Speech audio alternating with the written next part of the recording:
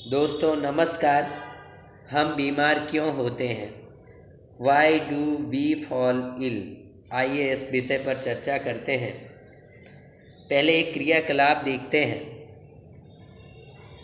जैसे कुछ दिनों पहले, कुछ सालों पहले लातूर, भुज, कश्मीर आदि में आए हुए भूकंप अथवा तटवर्ती भाग को जो प्रभावित करने वाले चक्रवात हैं, उनके बारे में हमने सुना है, अक्सर हम सुनते रहते हैं।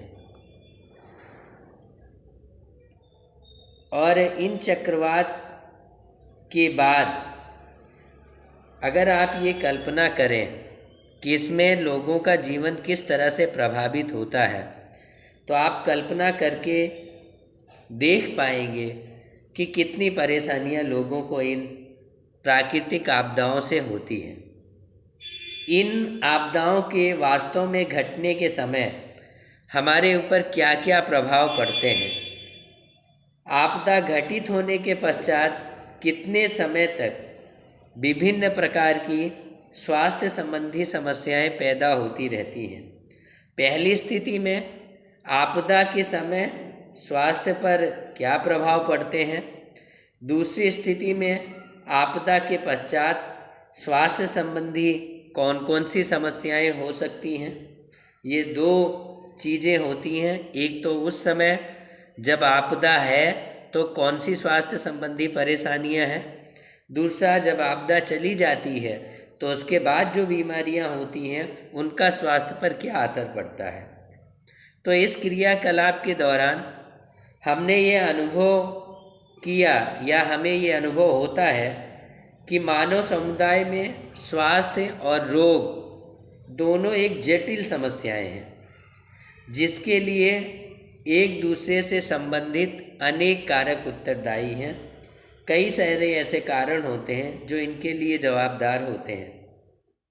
हम ये भी अनुभव करते हैं कि स्वास्थ्य और रोग का अर्थ स्वयं में बहुत जटिल है। जब हम किसी से पूछते हैं कि बीमारियों के क्या कारण हैं और इसकी रोकथाम कैसे होगी, तो हमें आवश्यक हो जाता है, ज़रूरी हो जाता है कि हम इन अवधारणाओं के अर्थ जानें। हम जानते हैं कि कोशिकाएं सजीव की भौतिक इकाई हैं, मौलिक इकाई हैं। हम जानते हैं जो कोशिकाएं हैं वो जीवों की मौलिक इकाई होती हैं, फंडामेंटल यूनिट ऑफ बॉडी, यानी मनुष्य के शरीर की या जीवों की शरीर की सबसे आधारभूत इकाई, मौलिक इकाई कोशिकाएं हैं। कोशिकाएं विभिन्न प्रकार के रासायनिक पदार्थ जैसे प्रोटीन, कार्बोहाइड्रेट, वसा अथवा लिपिड आदि से बनी होती हैं। विद्यार्थी मित्रों, यहाँ पे ध्यान देने की ज़रूरत है। कोशिकाएं हमारे शरीर की आधारभूत इकाई हैं, मौलिक संरचना है। और कोशिकाएं प्रोटीन, कार्बोहाइड्रेट, वसा अथवा लिपिड आदि से बनी होती हैं। कोशिकाएं एक क्रियाशील स्तर है जहाँ पे हमेशा क्रियाएं होती रहती हैं। इनके अंदर सदैव कुछ ना कुछ क्रियाएं होती रहती हैं और इन जटिल प्रक्रियाओं के होने के साथ साथ कुछ ना कुछ मरम्मत का कार्य भी चलता रहता है। नई नई कोशिकाएं बनती रहती हैं। हमारे अंगों में बहुत सी विशिष्ट क्रियाएं चलती हैं। जैसे हमारा हृदय धड़कता है, फेफड़े सांस लेते हैं, वृक्क में निस्पंदन द्वारा मूत्र बनता है, यूरिन फॉर्मेशन होता है, मस्तिष्क सोचता है। ये सभी क्रियाएं अगर हम देखने जाएं तो परस्पर एक दूसरे से संबंधित है। उदाहरण के लिए, अगर वृक्क में यूरिन फॉर्मेशन ना हो, निस्यंदन ना हो, तो विषैले पदार्थ हमारे शरीर में एकत्र हो जाएंगे। इस परिस्थिति में हमारा जो मस्तिष्क है वो उचित प्रकार से सोच नहीं पाएगा। इन सभी पारस्परिक क्रियाओं को करने के लिए ऊर्जा तथा कच्चे पदार्थों की आवश्यकता होती है। अर्थात कोशिकाओं अथवा ऊतकों को कार्य करने के लिए ऊर्जा तथा कच्चे पदार्थों की आवश्यकता होती है। अगर दूसरे शब्दों में कहें तो कोशिकाओं को कार्य करने के लिए भोजन की आवश्यकता होती है। ऐसा कोई भी कारक जो कोशिकाओं एवं ऊतकों को उचित प्रकार से कार्य करने से रोकता है, वो हमारे शरीर की समुचित क्रिया में कमी का कारण बनता होगा। इन सभी तथ्यों को ध्यान में रखकर हम स्वास्थ्य और रोग की अवधारणाओं को समझेंगे। सबसे पहले हमने देखा एक क्रियाकलाप द्वारा कि जहाँ पे प्राकृतिक आपदाएं आती हैं, प्राकृतिक आपदाओं के बाद वहाँ पे दो तरह की समस्याएं पैदा होती हैं स्वास्थ्य संबंधी। पहली कि जब प्राकृतिक आपदा आती है उस समय लोगों के स्वास्थ्य पर क्या असर पड़ता है। दूसरा, उस प्राकृतिक आपदा के चले जाने पर लोगों के स्वास्थ्य पर पुनः बीमारियों का खतरा बढ़ जाता है। वहाँ पे जो गंदगी फैलती है, वहाँ पे जो और सारी प्रॉब्लम हो जाती है, साफ़ सफाई को लेके बहुत सारा मलबा इकट्ठा हो जाता है, उसकी वजह से उस क्षेत्र में बीमारियों का प्रकोप फैलता है, जिससे पुनः आपदा के बाद भी मनुष्य का, जीवों का स्वास्थ्य प्रभावित होने लगता है। अगर सूरत के अंदर देखा जाए तो आपने देखा है कि कई बार जब बाढ़ आती है, पूर आता है, जिस बाढ़ को गुजराती में पूर कहा जाता है, वो आता है तो उसके बाद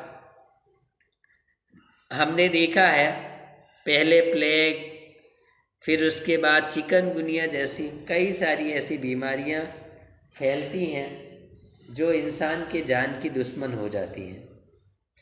और इन क्रियाकलापों के आधार पर हम ये समझते हैं कि स्वास्थ्य और रोग का जो अर्थ है वो काफ़ी जटिल है। और इसके बाद अगर हम समझने जाए तो हमारे शरीर की जो बनावट है, हमारे शरीर की आधारभूत एवं मौलिक इकाई कोशिका है, यानी किसी भी सजीव का शरीर कोशिकाओं से मिलकर बनता है। कोशिकाओं में विभिन्न प्रकार के रसायन होते हैं, जैसे प्रोटीन, कार्बोहाइड्रेट, वसा अथवा लिपिड, इनसे बनी होती हैं कोशिकाएं। कोशिकाएं एक क्रियाशील स्तर होती हैं जहाँ पे जिनके अंदर कुछ ना कुछ क्रियाएं हमेशा सदैव चलती रहती हैं। कोशिकाओं में जटिल प्रक्रियाएं एवं कुछ ना कुछ मरम्मत का कार्य हमेशा चलता रहता है। नई नई कोशिकाएं बनती रहती हैं। हमारे अंगों अथवा ऊतकों में बहुत सी विशिष्ट क्रियाएं चलती हैं, जैसे हमारा हृदय कंटिन्यूअस लगातार धड़कता है, फेफड़े हमेशा सांस लेते हैं, वृक्क में हमेशा निस्यंदन द्वारा मूत्र बनता है, यूरिन फॉर्मेशन होता है, मस्तिष्क हमेशा सोचता रहता है। तो विद्यार्थी मित्रों, ये सभी क्रियाएं परस्पर एक दूसरे से संबंधित हैं। उदाहरणतः यदि वृक्क में निस्यंदन ना हो, यूरिन फॉर्मेशन ना हो, तो विषैले पदार्थ हमारे शरीर में एकत्र हो जाएंगे। इन परिस्थितियों में हमारा जो मस्तिष्क है वो उचित प्रकार से सोच नहीं सकेगा, और जब मस्तिष्क उचित प्रकार से सोच नहीं सकेगा तो आप अंदाज़ा लगा सकते हैं कि हमारी बॉडी, हमारे शरीर का बिहेवियर, हमारे अंगों का व्यवहार किस तरह का होगा, यानी सारा सिस्टम बिगड़ जाएगा। इन सभी क्रियाओं को करने के लिए कच्चे माल और ऊर्जा की आवश्यकता होती है, कच्चे पदार्थों की और ऊर्जा की। अर्थात अगर दूसरे शब्दों में कहें तो कोशिकाओं और अथवा ऊतकों को कार्य करने के लिए भोजन की आवश्यकता होती है। ऐसा कोई भी कारक जो कोशिकाओं एवं ऊतकों को उचित प्रकार से कार्य करने से रोकता है, वो हमारे शरीर की समुचित क्रिया में कमी का कारण होगा। इन सभी तथ्यों को ध्यान में रखकर हम स्वास्थ्य और रोग की अवधारणाएं अगले वीडियो में समझेंगे। तब तक के लिए आप अपना ध्यान रखिए, मास्क हमेशा लगा के रखिए, 2 गज की दूरी बनाइए, खुद स्वस्थ रहें, दूसरों को भी स्वस्थ रखने के लिए प्रेरित करें ताकि कोरोना को हम आसानी से भगा सकें। फिर मिलेंगे अगले वीडियो में, तब तक के लिए धन्यवाद। Thank you so much.